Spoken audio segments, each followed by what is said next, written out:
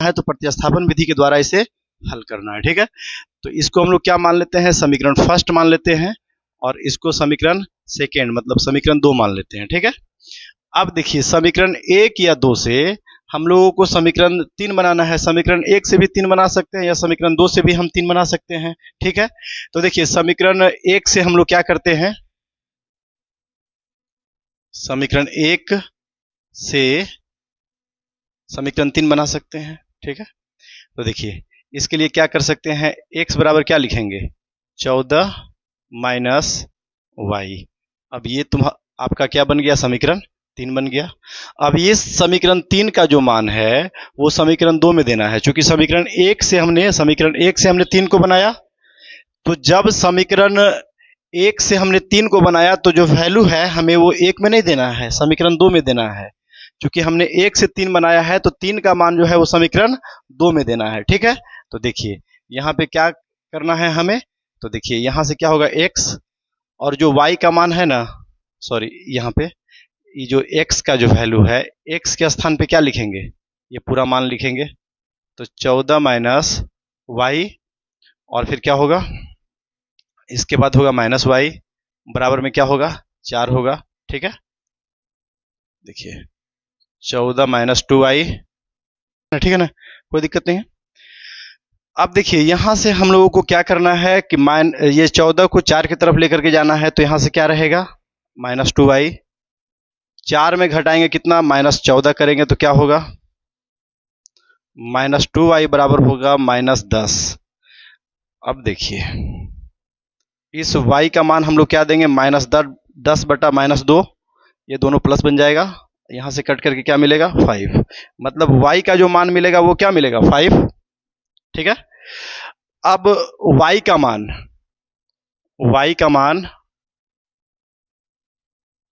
समीकरण 3 में देते हैं। ठीक है, समीकरण 3 में रखने पर, ठीक है, किसी को प्रॉब्लम नहीं है। यहां पे देखिए समीकरण 3 में क्या करना है, डायरेक्ट x का वैल्यू निकालना है।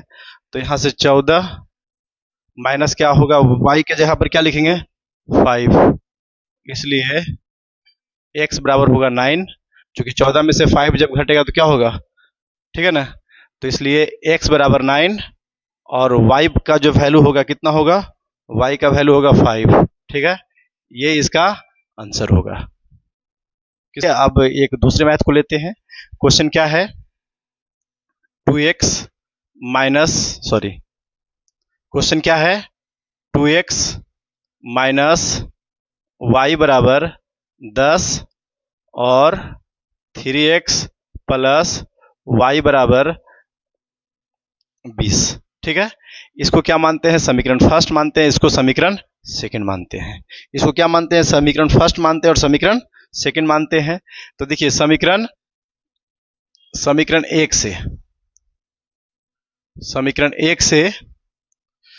समीकरण 1 से हम लोग क्या करते हैं, समीकरण 3 बना लेते हैं।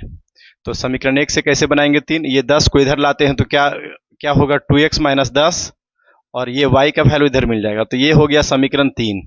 अब ये जो समीकरण 3 बना है ना, वो समीकरण 1 से बना है, जो समीकरण 3 बना है वो समीकरण 1 से बना है। तो इस समीकरण 3 का मान जो है वो समीकरण 2 में देंगे। ठीक है, देखिए अब तो इसका मान हम लोग कहां पे देंगे, तो समीकरण 2 में देंगे। समीकरण 3 का मान समीकरण 2 में रखने पर, ठीक है, देखिए जहां पे आपका y है ना, वहां पे ये टोटल वैल्यू हमको लिखना है।